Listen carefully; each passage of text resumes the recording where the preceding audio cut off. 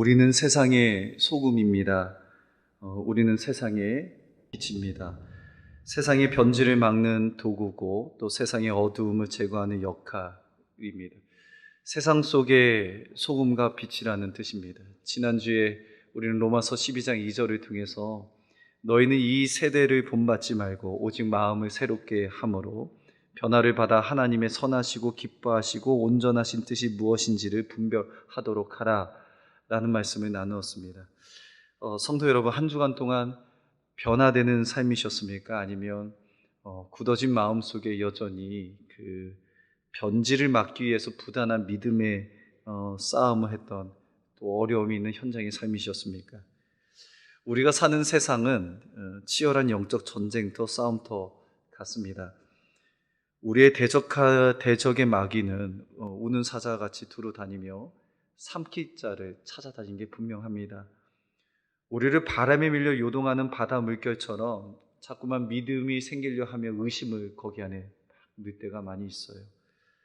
말씀도 듣지 못하도록 우리의 고난의 문제 속에서 하나님의 말씀도 듣지도 못하고 하나님을 보지 못하게 이 감정의 불평과 원망과 좌절과 불안, 두려움, 또 후회라는 것을 가득 주입하는 것이 또 마귀가 하는 일입니다.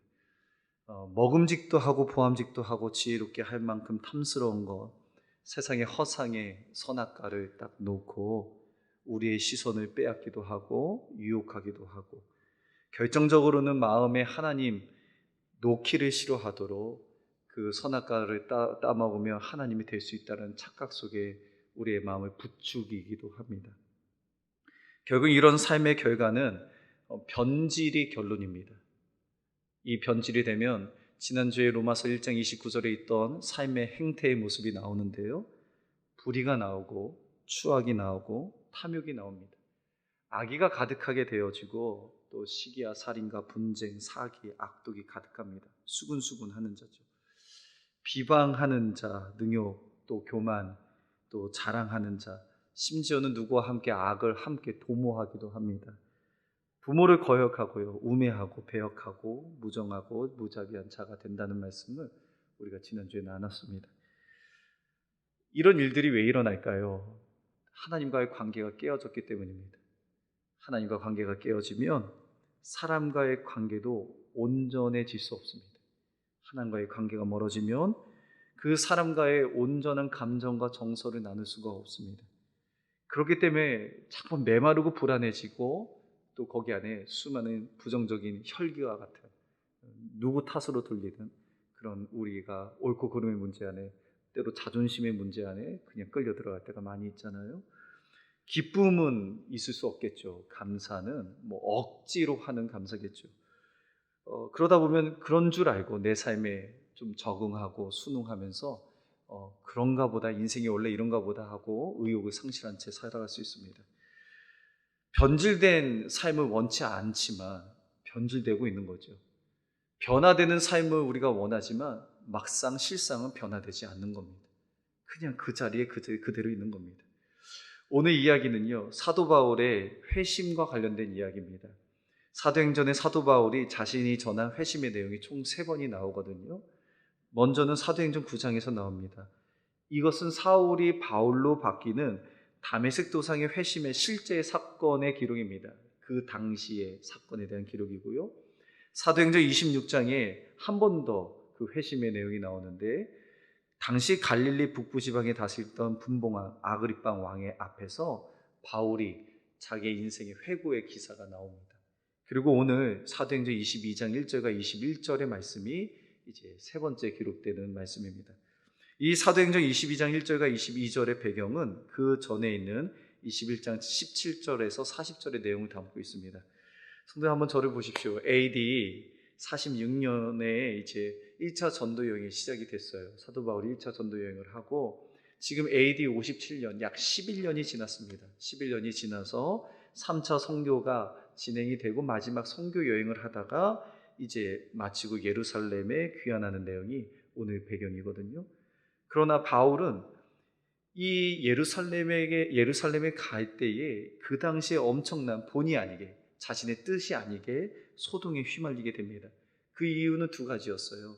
바울이 구약을 중시하는 율법을 지켰던 그 할례와 모세의 율법을 폐한다는 그 유대인들이 바울이 생각하는 오해가 있었고, 또 다른 하나는 예루살렘 성전에 자꾸만 이방인들, 헬라인들을 성전 안으로 끌어들여서 성전을 모독한다는 또 그런 오해가 있었습니다. 21장 30절 보면 그 결과 온 성이 소동하여 백성들이 달려와 모여 바울을 잡아 성전 밖으로 끌고 나가니 문들이 곧 닫히더니, 성경은 그 긴박한 순간을 지금 기록해내고 있습니다. 묘사하고 있습니다. 31절에서는 더욱더 잘 표현이 되어 있어요. 우리 31절은 다 같이 한번 읽어볼까요? 시작. 그들이 그를 죽이려 할 때에 온 예루살렘이 요란하다는 소문이 군대의 천부장에게 들림에 이제 군인들과 백부장들을 거느리고 천부장이 달려옵니다. 이 사도 바울이 예루살렘에 온 것이 그 예루살렘의 성과 그리고 주변 사람들이 죽이기까지 하는 일들이 벌어집니다. 사도 바울은 결국은 두 쇠사슬에 결박되어 끌려갑니다. 바울이 군영 내에 끌려가기 전에 이 천부장에게 헬라어로 얘기를 해요. 근데 그 헬라어로 얘기하면 지식인들의 언어입니다. 당시에 헬라어를 사용한다는 건 어느 정도 이 배경과 지식을 가진 사람이 말할 수 있는 언어거든요. 천부장에게 헬라어를 얘기합니다. 천부장이 그 사도 바울이 보통 사람이 아닌 것을 깨닫고 말하기를 허락합니다. 그래서 그 병영 계단, 이제 끌려 올라가는 그 계단, 층이죠. 그 계단 위에서 오늘 22장의 말씀을 히브리 말로 전하고 있습니다. 이 히브리 말은 예루살렘에서 일반적인 유대인이 가장 사용하는 언어입니다. 그러니까 천부장에게는 헬라어로 얘기를 하고, 지금 그 계단 위에서는 유대인들에게 아람어, 그들의 언어로 이야기를 하고 있습니다. 이것은 단순히 즉흥적인 변명도 자기 변호도 아닌 게 확실합니다.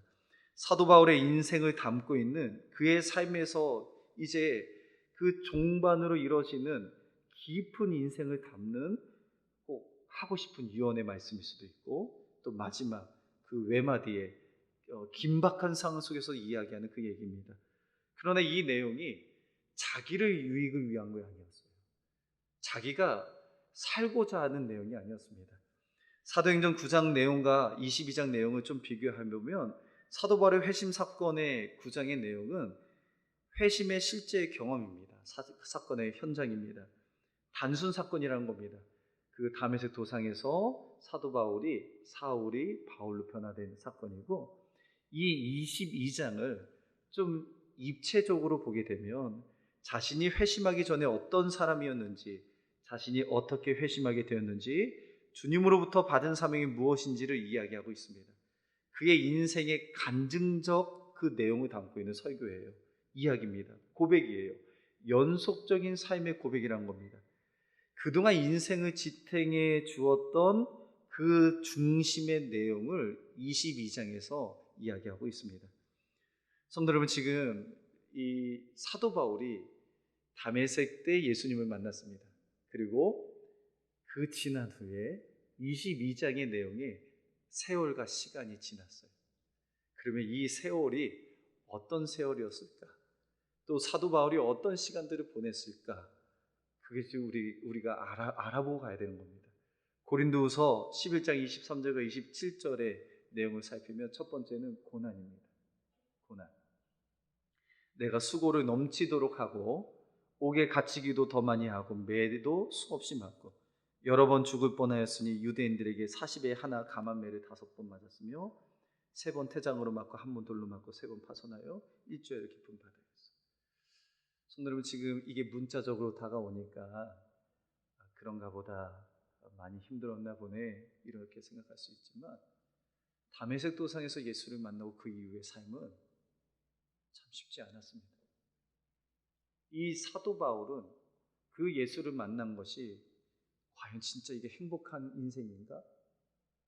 좋은 일인가? 여겨질 정도로 고린도서의 말씀에 그가 당한 일들을 자신이 기록해 나가는 거 보면 옥에 갇히고 많이 맞고 수없이 맞고 여러 번 죽을 뻔하고 유대인들에게 끌려가서 40에 하나 감한매를 맞고 3번 태장으로 맞고 돌로 맞고 3번 파선하고 일주야를 깊은 바다에 있어요.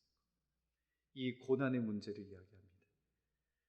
더 나아간 두 번째 위험 중에 있음을 얘기해요. 여러 번 여행하면서 복음을 전하는 여행이죠. 그냥 세상에 놀러 다니는 게 아닙니다. 복음을 전하는 그 여행을 하면서 강의 위험이 있었고 강도의 위험이 있었고 이 의지의 대상이었던 동족의 위험이 있었고 이방인의 위험이 있었고 신의 위험이 있었고 그러니까 이 관계에서도 고립되어 홀로 걸을 수밖에 없는 그 수많은 위험들이 있었습니다. 광야의 위험, 바다의 위험, 자연의 위험, 그 다음에 심지어는 거짓 형제들을 나를 억울하게 만드는 그런 위험 속에 있었습니다. 더 나아가는 이제 세 번째 아주 직접적인 문제, 생존의 문제가 있습니다. 수고하고 애쓰고 여러 번 자지 못하고 줄이며 목마르고 여러 번 굶고 춥고 헐벗었노라. 성도 여러분, 지금 다메섹 도상에서 예수를 만난 것은 그때의 단순적 사건인데 그 예수를 만나고 사는 삶의 여정은 고난, 위험, 생존의 문제를 가지고 살았습니다. 성도 여러분, 어떻게 생각하십니까? 예수를 만난 게 복이라고 생각하십니까? 아니면 지금 사도 바울이 만난 예수 때문에 지금 이렇게 고난과 위험과 생존의 문제를 겪을 수밖에 없다고 생각하십니까? 이 본문 앞에 사도 바울의 인생을 우리는 많이 묵상해야 합니다. 그리고 그 현실의 인생 속에서 지금 그 유대인들에게 전하고 싶은 자신의 삶을 닮은 그 간증이 무엇인지를 살펴봐야 됩니다. 그 간증 안에는 이겁니다. 변화되지 않은 사울에게 찾아오시는 주님의 이야기를 하고 있습니다. 이 사도 바울은요, 자신의 옛적의 모습을 이렇게 설명합니다. 내가 유대인이다. 그리고 길리기아 다소에서 좀 그 괜찮은 지역의 배경을 가지고 있고 거기서 태어났다. 가말리의 문화에서 율법의 엄한 교훈을 받아. 어떤 얘기입니까? 지식도 있고 학력도 좋다. 너희 모든 사람처럼 하나님에 대해 열심히 있다 얘기합니다.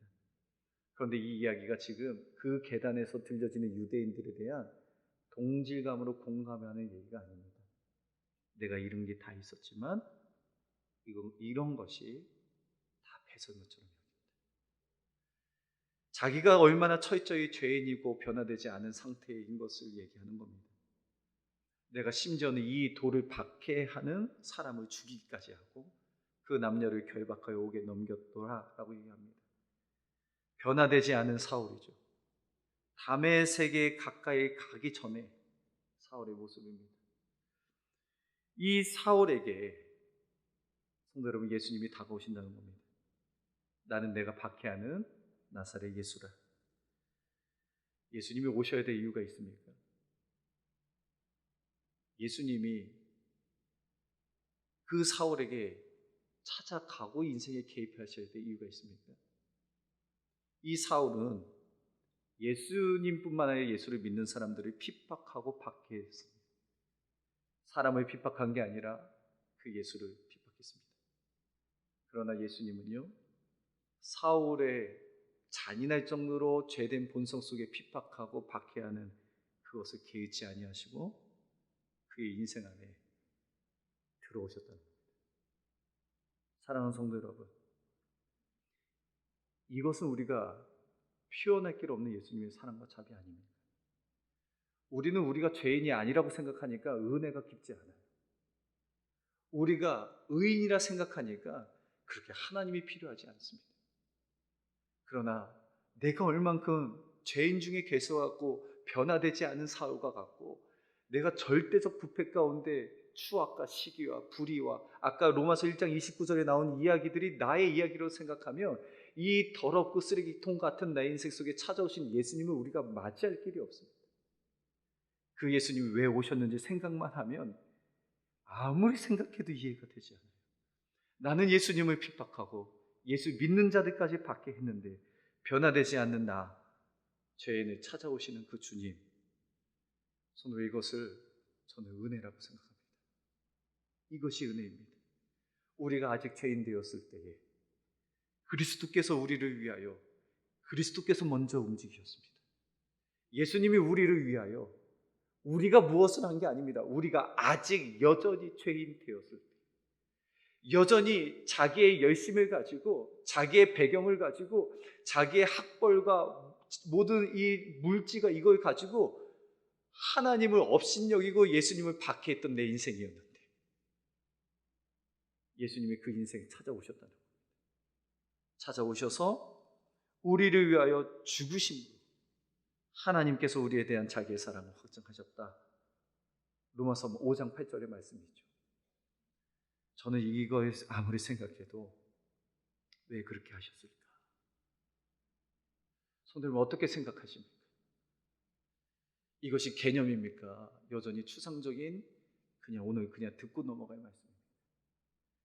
여러분들의 변화되지 않는 사울의 모습이 보이십니까? 그때의 그 모습이 기억이 나십니까? 세상을 좋아하고 하나님을 섬겨도 나의 열심을 섬겼던 이 지금 유대인들과 같은 모습 속에 그러나 예수님이 찾아오셨다는 게 더 은혜입니다. 그래서 오늘 혹여나 변화되지 않는 사울이 이 자리에 있다면 오늘 예수님이 찾아가 주실 것을 믿습니다. 예수님은 우리가 밀어내도 그걸 뚫고 찾아오시는 그분의 사랑이 그만큼 큽니다. 그래서 긍휼과 자비하심이 우리가 갚을 길이 없는 겁니다. 바울은 22장에서 또 다른 간증을 합니다. 내 삶을 변화시켜서 일으키시는 주님에 대한 간증을 합니다. 사울의 변화가 있었죠. 그런데 그 변화 속의 과정을 보면 땅에 엎드려졌습니다. 땅에 엎드려졌다는 것은 주님을 만났을 때 죄인들이 하는 모습입니다. 화로다 나는 망하게 되어도다. 주여 나는 죄인이로소이다. 그런데 문제는요, 엎드려져야 깨달았습니다. 인생에 엎드려지는 사건, 일들이 벌어져야 그 비로소 내가 죄인인 것이 깨달아지고 그리고 그 다음에 하나님의 음성이 들려지는 겁니다. 엎드려져야 들립니다. 여전히 내가 서 있으면 들리지 않습니다. 사울로 있는 겁니다. 그래서 때로는 하나님 우리에게 고통의 순간을 허락하시고 고난을 허락하십니다. 인생에 내가 감당하기 힘든 그 한계를 허락하시는 이유는 엎드려져야 하나님의 말씀이 들리기 때문입니다. 사랑하는 성도들 마찬가지입니다. 엎드려지니 내가 죄인인 것을 깨달아지니 하나님의 말씀이 내 변화된 귀에 들려지기 시작합니다. 들리지 않는 말씀, 그 하늘의 소리가 아무리 얘기를 들리지 않았는데 내 인생의 절망과 절박을 경험해보니 정말 힘들어 보니 엎드려지는 겁니다. 누가 꺾어서 엎드려진 게 아니고 힘이 없어서 엎드려지는 거예요. 와르륵 엎드려지는 그 순간 이 귀가 하늘의 소리를 듣게 됩니다. 주님의 소리를 듣는 영적인 귀, 거룩한 귀로 바뀌어지는 것이죠. 그뿐만 아니라 하나님의 빛이 임하면 눈을 뜰 수가 없습니다. 오정의 12시 정오에 빛나는 빛보다 하나님의 빛은 더 뜨겁고 강렬하고 더 환합니다. 그래서 그 빛을 보는 광채로 말미암아 이 사울은 볼 수가 없었습니다. 그러나 아나니아의 기도를 통해서 그 눈이 다시 보게 됩니다. 근데 어떤 의미입니까? 세상을 바라봤던 눈을 죽이시고 이제는 주님을 볼 수 있는 눈으로 여시는 겁니다. 엎드려질 때 이 은혜가 있다고요. 인생의 고난의 힘겨움을 겪는 그 순간에 사실은 그 힘든 순간이 주님이 찾아오시는 순간이고 변화되는 순간입니다. 물이 변하여 포도주가 되는 변화로 이끄시는 주님을 내 흔적으로 어떻게 해요? 눈으로 귀로 바뀌어지는 시간입니다. 오늘 이 사울이 22장의 그 간증 속에 자기의 변화시키는 주님을 이야기하고 있습니다. 마지막 세 번째는 삶의 이유와 목적을 변화시키는 주님 앞에 변화된 사울에게 사명을 주시는 그 예수님을 증거하고 있거든요. 14절의 말씀입니다. 14절의 말씀 우리 다 같이 한번 읽어볼까요? 시작. 그가 또 이르되 하여금 자기 뜻을 알게 하시며 인을 보게 하시고 그 입에서 나오는 음성을 듣게 하셨으니, 그 다음에 구절 보면요, 내가 그를 위하여 모든 사람 앞에서 내가 보고 들은 것의 증인이 되리라. 자, 변화된 이 사울이 하나님의 뜻에 따라 택함을 받았습니다. 그러나 그 택함은 실제적이었습니다. 눈이 변하고 귀가 변한 거예요. 하나님의 음성을 듣는, 그 말씀을 듣는 귀가 되었고, 눈은 주님을 보는 눈이 되었어요. 그리고 증인으로 그 사명을 감당하게 되었습니다. 여기서 중요한 한 단어가 있어요. 그를 위하여. 그렇다면 그가 누구일까요? 다메섹에서 만난 자기의 눈을 고쳐준 아나니아일까요? 아니면 사도 바울 자신일까요? 둘 다가 아니죠. 그는 누굽니까? 변화되지 않은 나를 찾아오신, 사울일 때 찾아오신 예수 그리스도, 예수님. 그리고 들어오셔서 내 삶에 긴밀하게, 아주 세밀하게 개입하셔서 나를 변화시키시는 그 예수님. 그리고 거기서 멈추지 않습니다. 삶의 이유와 목적을 주시고 사명을 주시는 그 예수님입니다. 자, 다메섹 도상에서 예수를 만났어요. 그러나 이 사도 바울이 그 수많은 고난과 고통과 어려움과 위험과 생존의 문제에서도 22장에서도 오히려 자기가 자랑할 수 있는 것은 다 자랑치 아니하고 죄의 모습으로 이야기하고 복음, 내가 만난 예수를 증거할 수 있는 그 이유, 어떻게 보면 변질되지 않을 수 있는 이유, 그 고난을 이기면서 버틸 수 있었던 이유, 그것은 예수님에게 있었습니다. 예수님에게 있었어요. 자신의 삶에 다가오셨고 자기의 삶 속에 함께 하셨고 앞으로 인도해 가실 그 주님을 어려울 때마다 마음에 새기고 기억하고 간직하며 놓치지 않고 꽉 잡고 있었던 겁니다. 사랑하는 성도 여러분, 저희가 이번 주에 목자 교육을 했습니다. 지금 목자 교육이 나눔이 보통 2시간 반에서 3시간씩 합니다. 화요일 오전, 오후, 목요일 오전, 오후, 토요일 그렇게 하는데 이번 주에 그 얘기를 나눴거든요. 여호와의 명령대로 떠났습니다. 제가 몇 주 전에 설교를 했는데 다시 나눔을 하면서 더 많은 걸 기억을 했거든요. 여호와의 명령대로 신광야를 떠났거든요. 떠나보니 물이 없는 거예요. 르비딤. 근데 그때에 우리가 잘 알죠. 아말렉이 쳐들어오는 겁니다. 설상가상이에요. 항상 우리의 삶이 그래요. 그런데 문제는 여호와의 명령대로 갔는데 그런 일이 벌어지니까.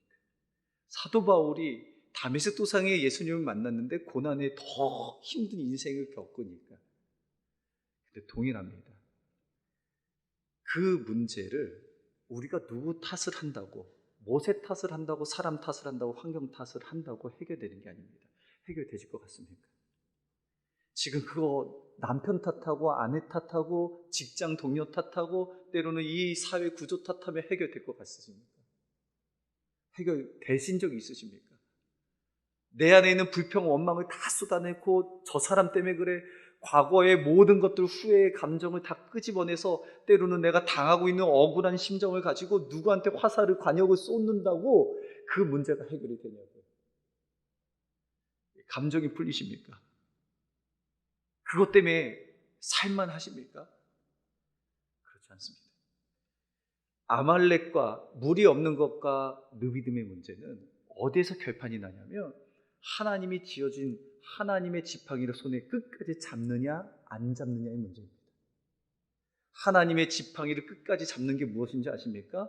이 물이 없는 것과 아말렉이 쳐들어갈 이 문제를 하나님 앞에 나아가 하나님 앞에 맡기는 겁니다. 내가 책임이 돼서 해결하는 문제가 아니라 해결 안 됩니다. 성도 여러분, 제발 좀 정신 차리십시오. 여러분들이 하나님이 될 수 없습니다. 물을 낼 수가 없어요. 아말렉 이 백전백패.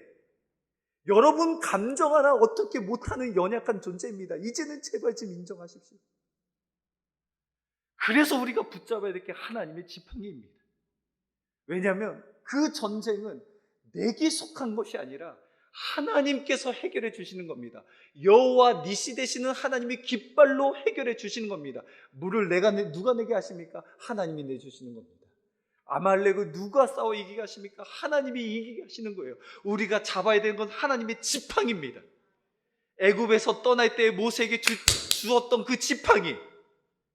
그러나 보잘것없는 지팡이 같지만 하나님이 함께 하신 지팡이를 꽉 잡고 환경이 어떠하든지 간에 하나님 앞에 딱 붙어 사는 겁니다.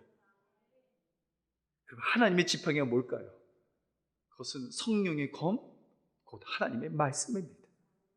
하나님의 말씀에 떨어지는 순간 우리는 100번 싸우면 100번 집니다.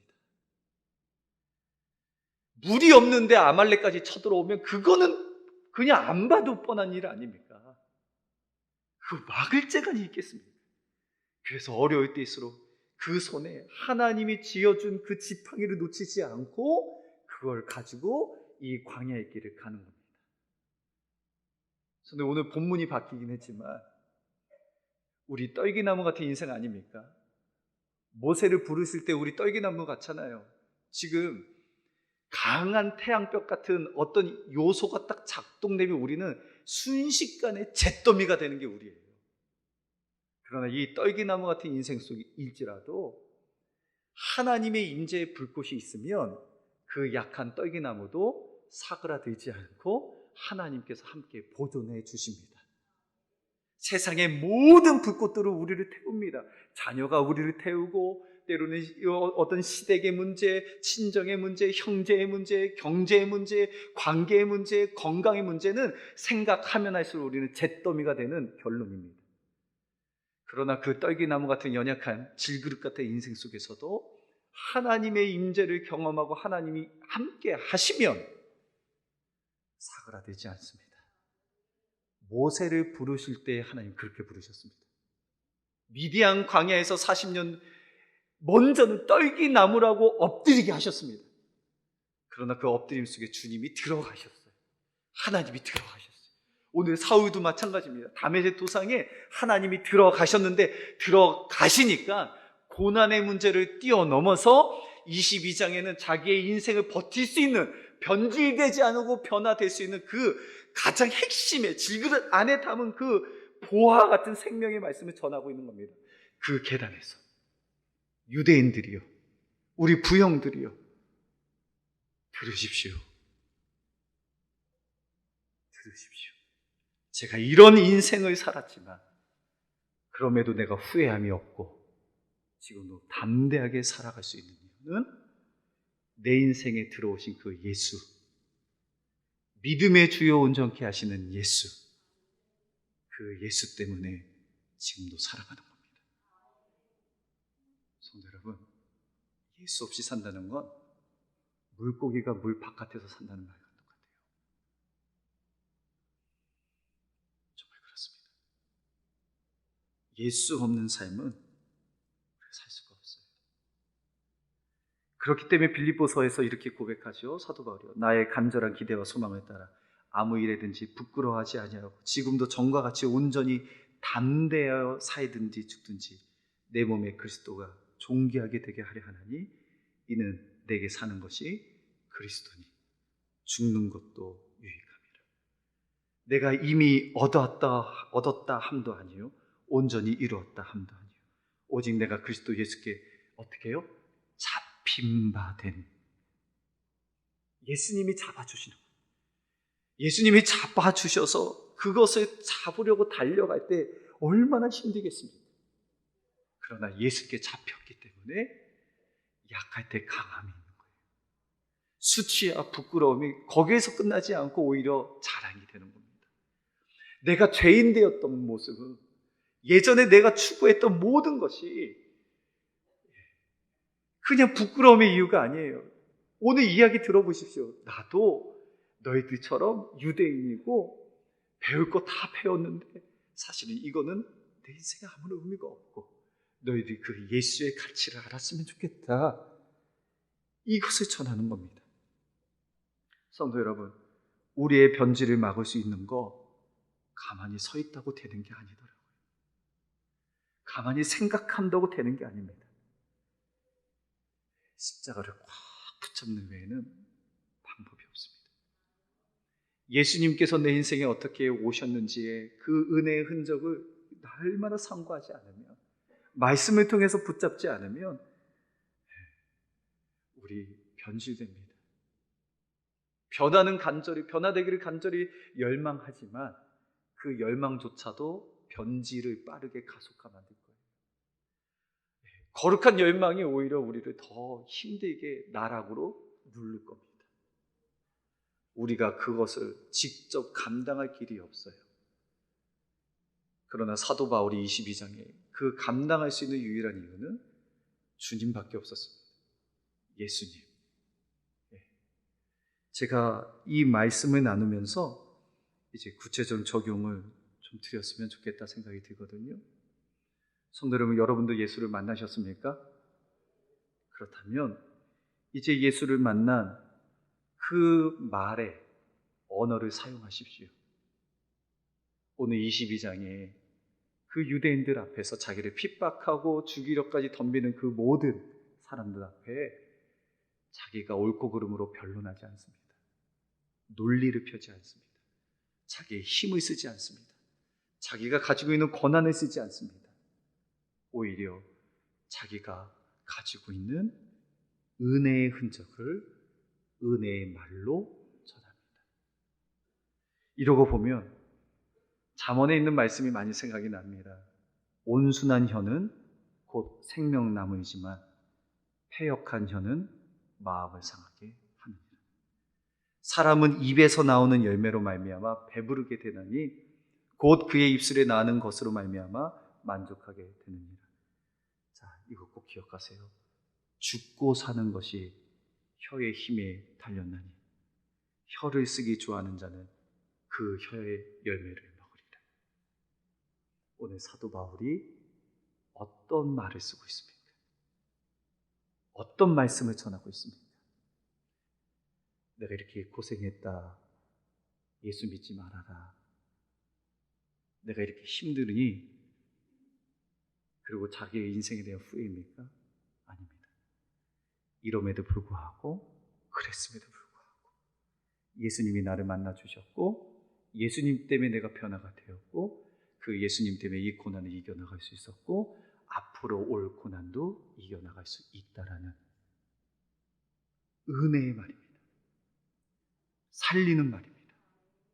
그리고 가장 능력의 말입니다. 성도 여러분, 지금 요즘에 어떤 말 많이 하세요? 내 입에 저주가 나오십니까?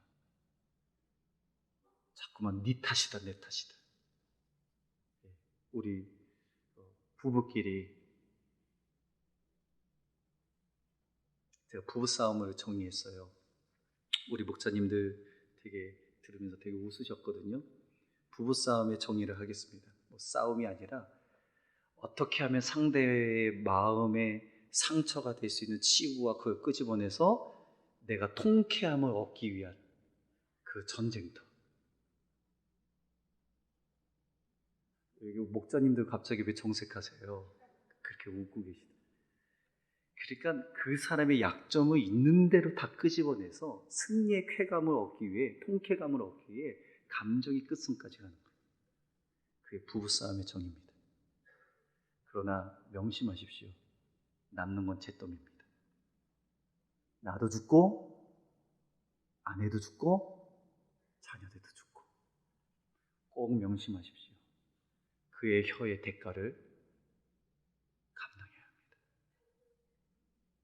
그래서 성도 여러분, 자, 부부싸움 해야 된다, 하지 말아야 된다.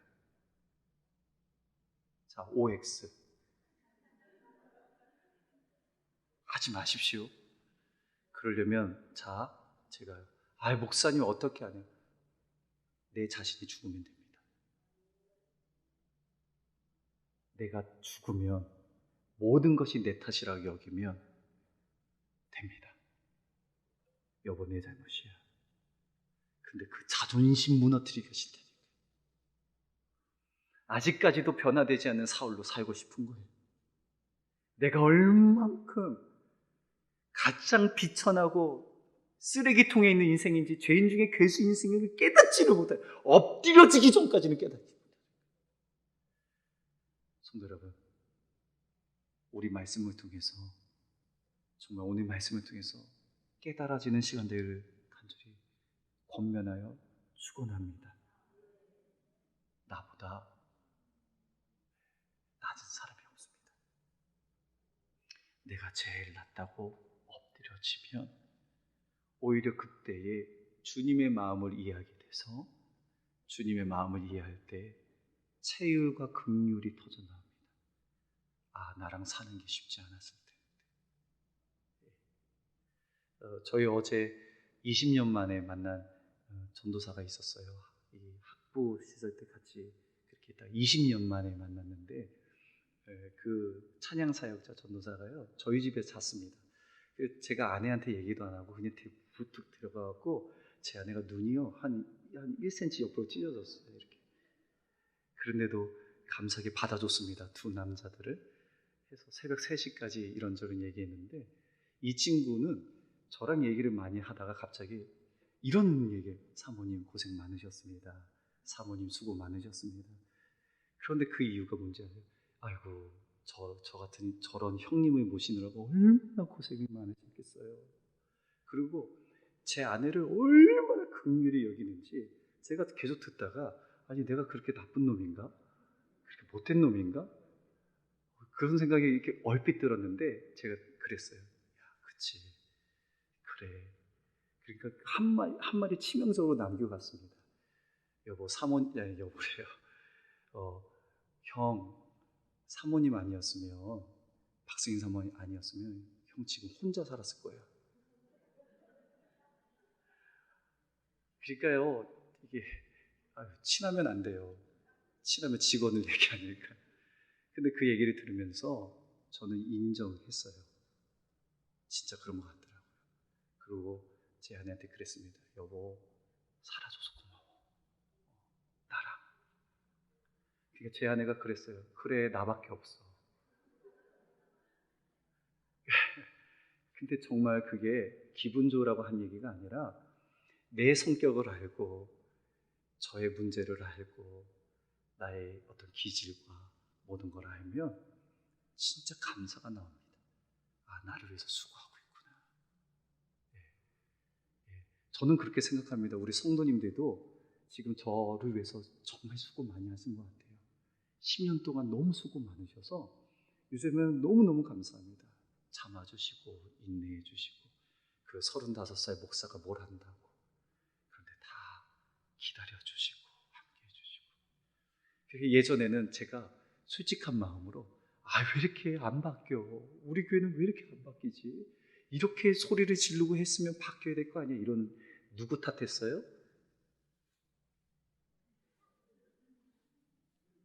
근데 요즘 하시는 근데 이제는 제 마음이 바뀌었습니다.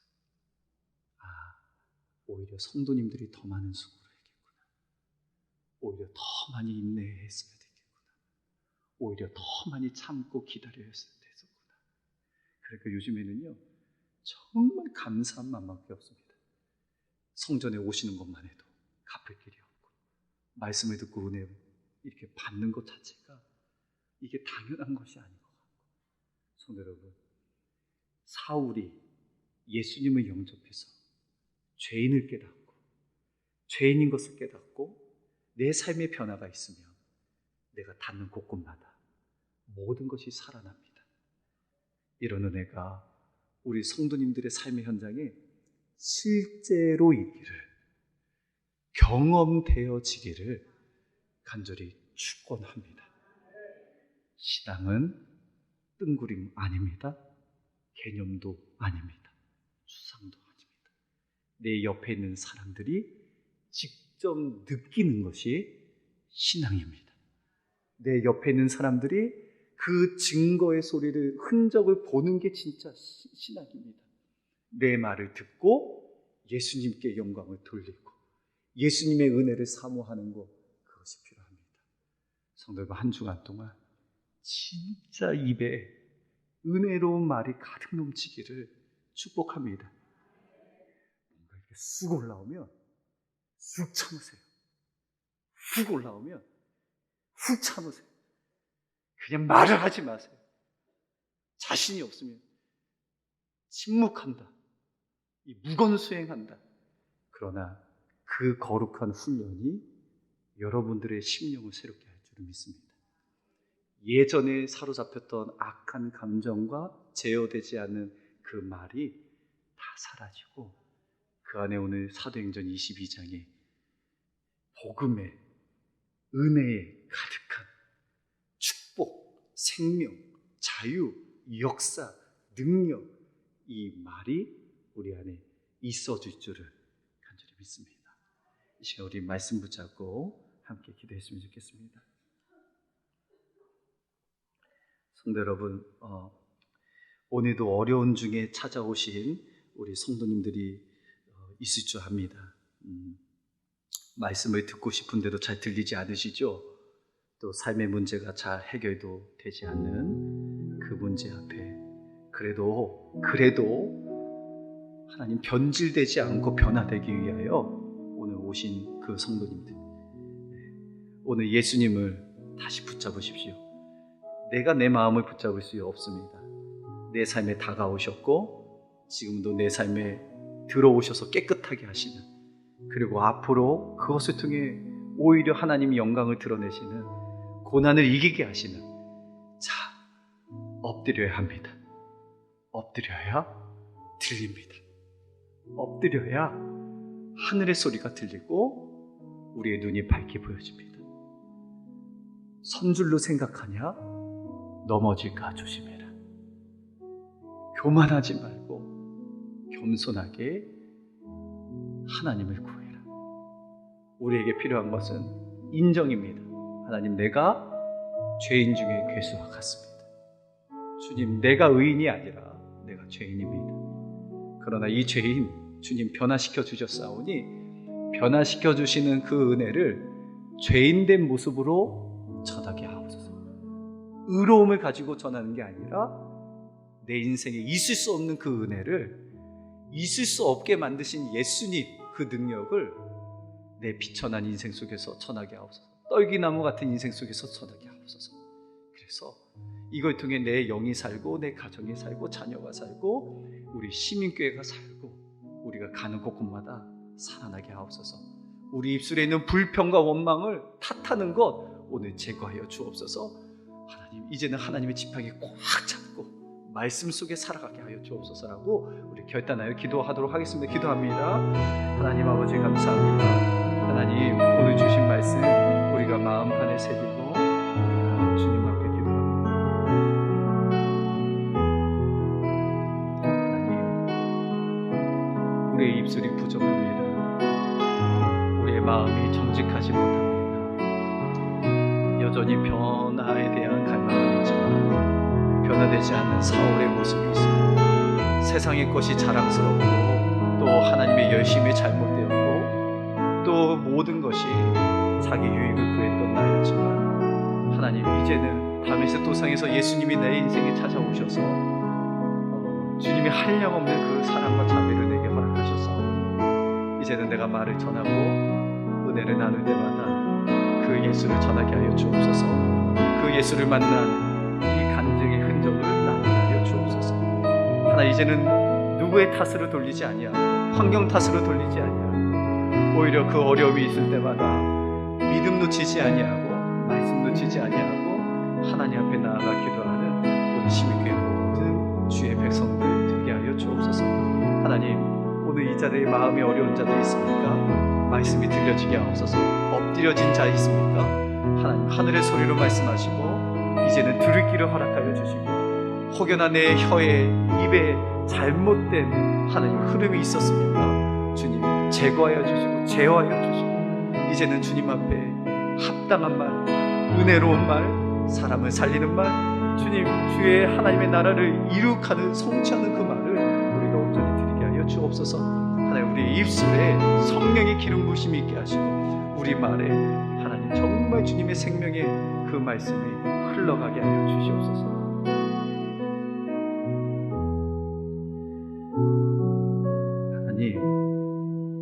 하나님, 이전의 삶을 생각해 보면 참 알지 못했습니다. 변화되어야 되는 거 알았는데 변화되지 않는 사울의 모습이 고스란히 있습니다. 학력과 배경을 쫓아가고 하나님의 열심도 하나님의 뜻에 행하는 열심이 아니고, 그러다 인생이 엎드려지는 일 앞에 나의 민낯과 신앙이 다 드러나는 그 순간, 그때 주님이 찾아오셔서 진짜 변화시키는, 사울을 바울로 변화시키는 주님의 끝없는 사랑을 보았습니다. 죄인의 괴수가 같은데 찾아오셔서 더러운 것을 청소하시고 거룩하게 하시고 내가 알 수 없는 영역들을 밀어내시고 그 자리에 거룩을 담궈주셔서 고난도 이길 수 있는 복음을 주시고 위험과 생계의 문제도 뛰어넘을 수 있는 그 예수의 사랑을 주셔서 이제는 내가 전할 것은 그 예수밖에 없음을, 나를 구원해 주시는 그 복음밖에 없음을 주님이 깨닫게 하시니 감사합니다. 하나님, 그러나 이거 압니다. 그러나 정작 우리의 입술은 부족합니다. 우리 입술은 빠릅니다. 누구 탓을 돌리고 정죄합니다. 나는 의인이고 저들은 다 죄인 것 같습니다. 그러나 하나님, 이제는 우리가 침묵하여 정말 주님께서 원하시는 뜻이 무엇인지 구별하게 하옵소서. 마음을 변화할 때 우리의 입술의 변화도 일어나게 하옵소서. 하나님의 하늘의 소리를 듣는 귀를 허락하여 주시고 또 주님을 볼 수 있는 눈을 허락하여 주셔서 우리가 본 주님 말하게 하여 주시고 우리가 듣는 하늘의 음성 말씀 전하게 하여 주옵소서. 하나님, 이 땅에 사는 그 인생이 짧습니다. 정말 뭐가 대단할 것 같은데 특별하고 별거가 없는 인생입니다. 그러기에 우리의 말 한마디를 할지라도 사람을 살리는 말하게 하시고 생명의 말하게 하여 주시고 하나님의 축복이 흘러가는 말할 수 있도록 은혜를 베풀어 주옵소서. 주여, 정말 주님의 복음의 은혜가 필요하오니 이 성전에 이 말씀을 듣는 모든 이들에게 주여 성령의 놀라운 기름 부으심이 있게 하여 주옵소서. 내가 죄인의 괴수인 것을 깨닫습니다. 고백합니다. 엎드리고 겸비하여 낮아지고 또 낮아져서 주님의 십자가를 붙들 때에 주님이 우리를 높게 세워주시고 강하게 하시는 그 권세와 능력을 우리가 경험하는 자 되게 하옵소서. 하나님, 우리 시민교회 이제는 변질되는 삶이 아니고 변질되는 교회가 아니고 변화되는 교회 되기를 원합니다. 주님, 변화되는 성도 되기를 원합니다. 예수님, 이들의 인생에 찾아가 주셔서 물이 변하여 포도주가 된 것처럼 변화되게 하여 주옵소서. 성장하게 하여 주옵소서. 이 고난 잘 이겨나가게 도와주옵소서. 예수님의 이름으로 기도합니다. 아멘.